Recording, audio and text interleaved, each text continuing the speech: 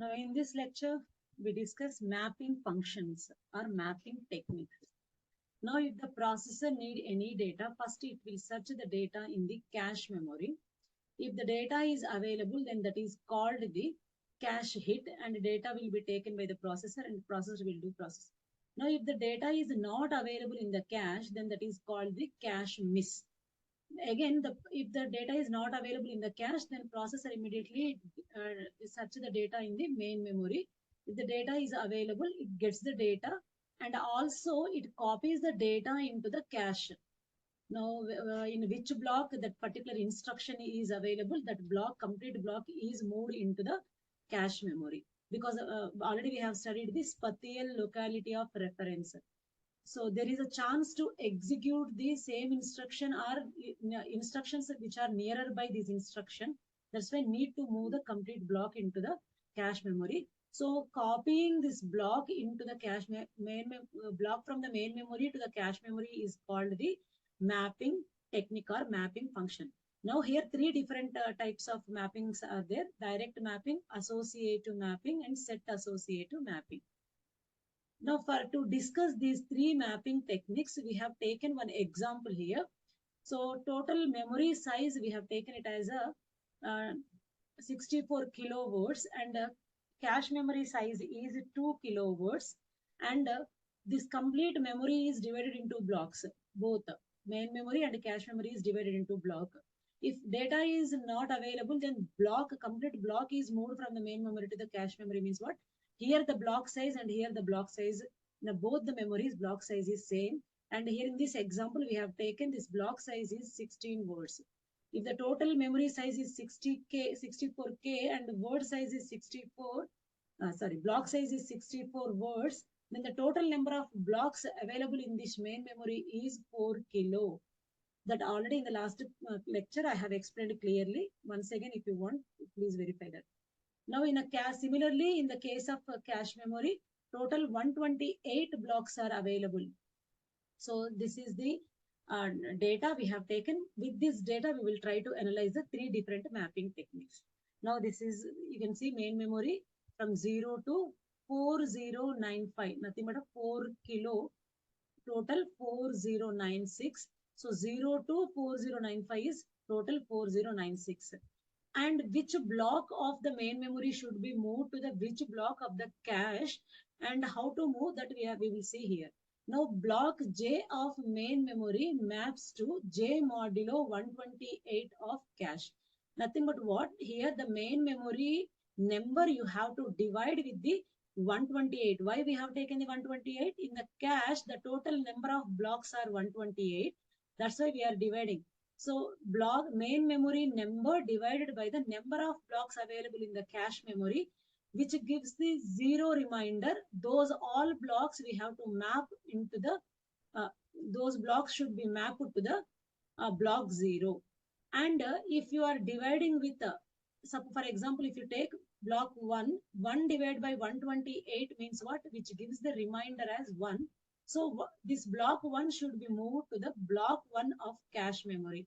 Similarly, if you take 129, if you divide with 128, and again the remainder is 1, so this 129 also should be moved into the block 1 only.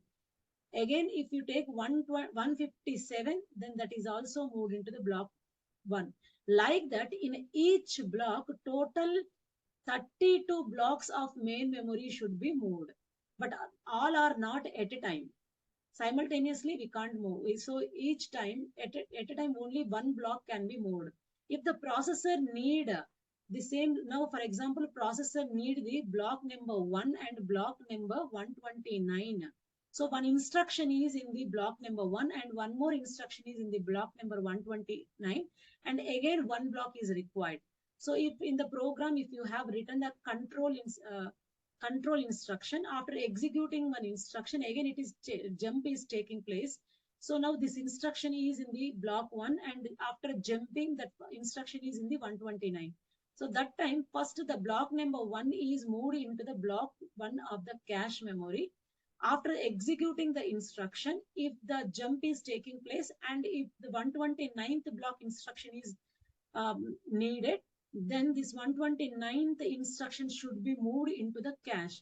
But this also should be again moved into the block 1 only. In the block 1 already, block 1 of the main memory is already mapped.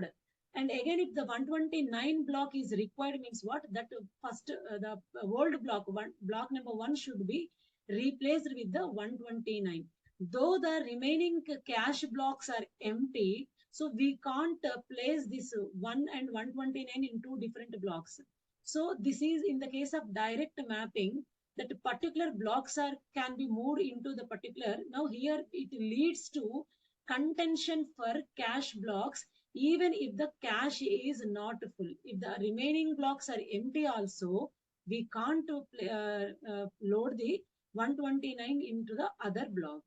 So now to resolve the contention by allowing the new block to replace the old block, means what? 129 should be copied, means what? That we need to replace the block number 1 with the 129, leads to trivial replacement algorithm. So now here, this is about the direct mapping. So here to represent the main memory, total 64 kilowords means what? 64 kilo if I write in 2 to the power, 2 to the power of 6 and 2 to the power of 10. So total 16 address lines are required to represent the each location of the main memory. Now in that 12 bits are, now already we have seen that. So each block size is what? 16 words means what? This 16 bits are divided into two fields. Now one first, this field is, the 4 bits are needed to represent the word. Now in each block, total 16 words are there. 16 words, how can I write? 2 to the power of 4 means what? 4 bits are needed to represent the each word. And the remaining 12 bits are needed to represent the these blocks 0 to 4095. Now 4 kilo, how can I write? 4 kilo means 2 to the power of 2 into 2 to the power of 10. So total 12 number of bits required to represent each block. Now this is the address of the main memory called as a physical address. Now if we are moving this block into the cache, this physical address should be converted into the cache address. Now if you see the here, total 16 bits are divided into 3 fields. Now coming to the physical, here only 2 fields are there, here 3 fields are there. And the last field is representing the word. Why? Because here the block size and here the block size is same. So there is no change in the word size. But coming to the 12 bits, these 12 bits are divided into two parts. One is representing the tag bits and another one is representing the block. Now here in each block, total 32 blocks of main memory can be loaded. So to represent that, we are needed the tag bits. And 32, how can we represent? 32 is equal to 2 to the power of 5. So 5 bits we needed to represent the block as a tag bits. Now again remaining 7 bits are, if you see the cache memory, total 128 blocks are there. How can we write 128? 2 to the power of 7. So 7 bits are needed to represent the each block. Now whenever the processor need any data, first it will check in the cache and it will check the tag bits. If the tag bits are matching, means what? That particular block is, it will first it will check the tag bit. If the tag bit is matched, then it will check the block number. And if that block is available, then the cache hit. If the block is not available, then it will replace the old block with the new one. This is about the direct mapping. Now here, replacement algorithms are not required. Now coming to the associative mapping, because the contention is taking place now, because of the contention for the cache blocks, so to avoid that, we are going for the associative mapping. Now in this, the complete memory is the same. 4 kilo blocks are there, here 128 blocks are there. Any block of the main memory can be placed into any block of the cache memory. So total 128 blocks of this main memory can be placed. If new block is needed to be replaced, then the algorithm, replacement algorithm is used and the old block will be replaced by the new block. Now here the total. Now here this is the physical address used to represent the main memory. To convert into the cache address means what? Total, how many number of words bits are needed to represent the block number, those many tag bits are needed. Why? Because any block can be stored into any block of the cache memory. Means what? If I store it, I store the block 1 into the block 0. Now to represent this block, total 12 bits are needed. Those 12 bits are here, we are taking it as a tag bits.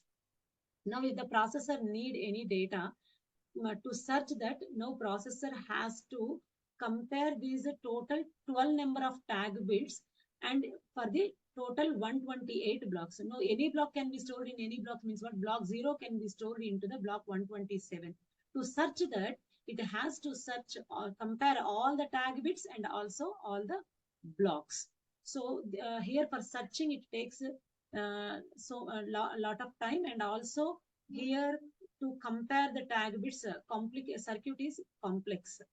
So to avoid this again, we are going for the set associative mapping. This is nothing but a combination of direct mapping and associative mapping. Now here the main memory is same, but coming to the cache memory, two blocks are grouped together as a one set.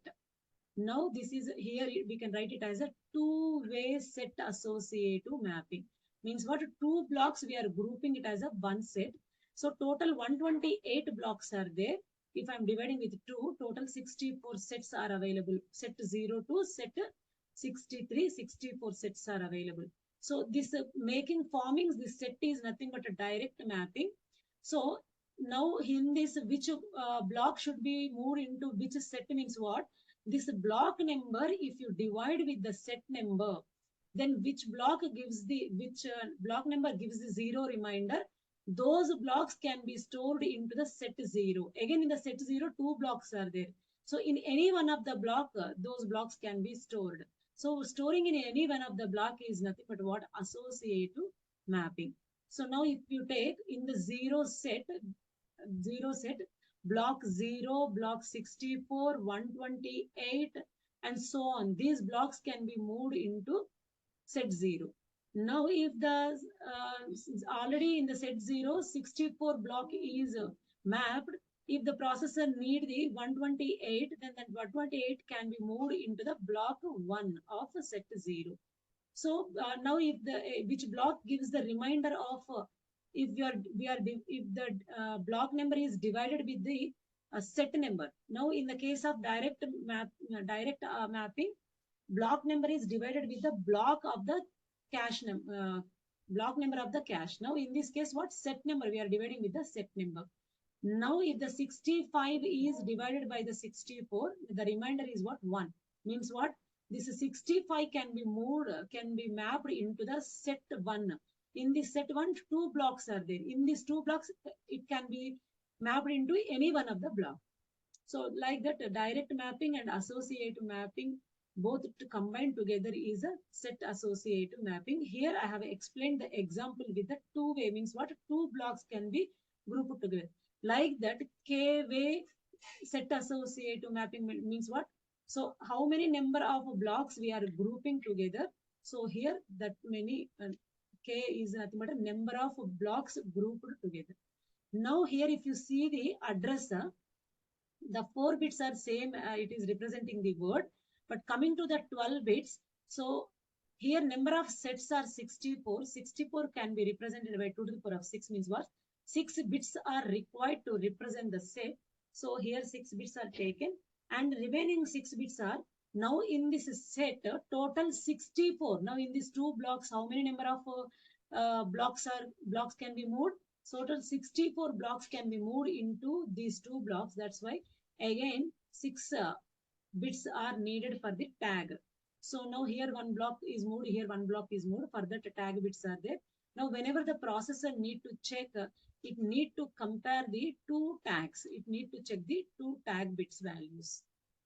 Now here also, if already 64 is mapped into the block 0 and 128 is mapped into the block 1, if the 0 block is needed to be mapped, then again it will follow the LRU, least recently used block will be replaced by the new block.